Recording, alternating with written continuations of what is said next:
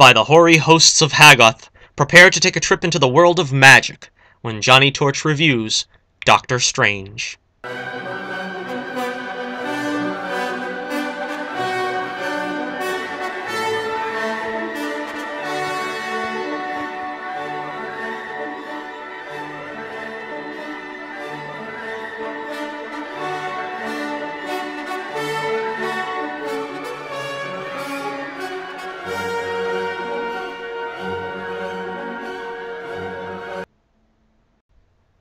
In a nutshell, Stephen Strange is a brilliant but arrogant surgeon whose hands are crushed in a devastating car crash.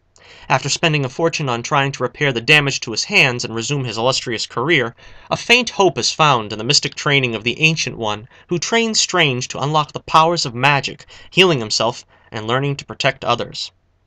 Enter the villain Caecilius, who turned against the Ancient One and seeks an alliance with the dread Dormammu, with the promise of everlasting life.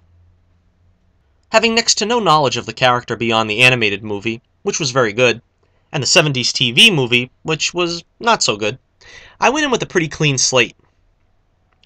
The cast was great all around. Benedict Cumberbatch did a really great job, and I felt he did a great job with the American accent especially. I'm glad to see he really put in the effort, and it paid off. A lot of people compared the character to Tony Stark, and there may be a trace of that egotism there, but I really felt like he made this character his own. I liked Rachel McAdams as Christine as well, one of Marvel's 3 night nurse characters, not to be confused with the Claire Temple version played by Rosario Dawson. Christine doesn't get a whole lot to do in the grand scheme of things, I suppose, but she was a great character to ground Strange in the early parts of the film, and I really rooted for those two to get together in the end. As the Ancient One, Tilda Swinton was a bizarre choice that made headlines since the character is both race and gender changed. I think Marvel probably played that choice a bit too cute for their own good, but at any rate, Swinton gives a solid performance of a bizarre character that oddly turns out to be not entirely noble. Chiwetel Ejiofor was also great as Baron Mordo, he too being a race-changed character. I actually was aware that the character turned evil from the comics.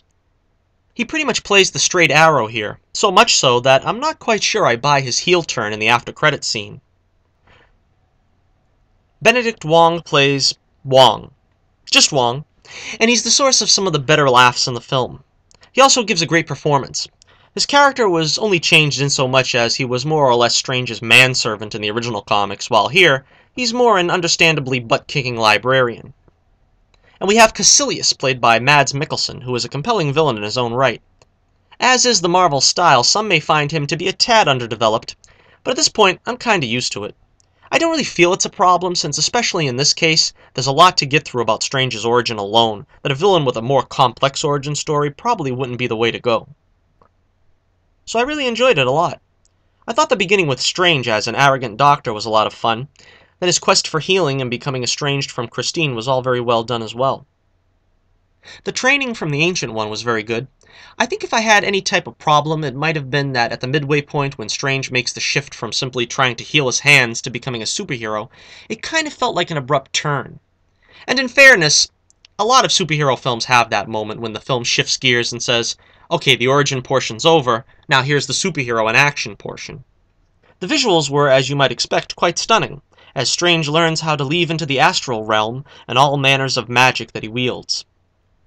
It's fun seeing the introduction to many of Strange's classic accoutrements, such as his cloak of levitation, which hilariously has a mind of its own. I was not expecting that. Kinda reminded me of Aladdin's magic carpet. And of course the famous Eye of Agamotto, which also turns out to be an Infinity Stone, the Time Stone to be exact. Which leads to the impressive finale where Strange catches Dormammu in a time loop where Strange sacrifices his life again and again. At first blush, it seems really funny, but it also goes to show how far Strange has come, much like Thor in his first movie, where he does away with his arrogance for the sake of protecting those in his care, in Strange's case, the entire Earth. Michael Giacchino also composed a fitting score. If they didn't add a sitar to the proceedings, you know they were doing something wrong. As always, it was great to see Stan the Man Lee again, although they unfortunately couldn't coax Strange's co-creator, the famously reclusive Steve Ditko, into a cameo of his own. The first post-credits tag was a fun setup to Thor Ragnarok, with Thor meeting Strange in his Sanctum Sanctorum, setting up Strange for an appearance in Thor Ragnarok. In a pretty strange move, however, Thor says he and Loki are on Earth searching for Odin. But at the end of the Dark World, Loki was impersonating Odin, and Thor thought Loki was dead, and Odin was... Odin knows where. I'm so confused! In the end, it sort of felt a bit like a combination between Ant-Man and Thor the Dark World. Both were kinda unique and fit its own niche in the MCU. I think more than any Marvel hero, they really needed to set the table, as it were, with Doctor Strange, and ultimately I feel they did right by the character as much as possible by giving such a bizarre concept a good entry path for the uninitiated. I was a little disappointed we didn't hear by the hoary hosts of Haggoth, but gotta save a little something for the sequel, right? I'm giving Doctor Strange 4.5 stars out of 5. This is Johnnie Torch reminding you once again, keep the flame burning brightly, and I'll be with you again real soon.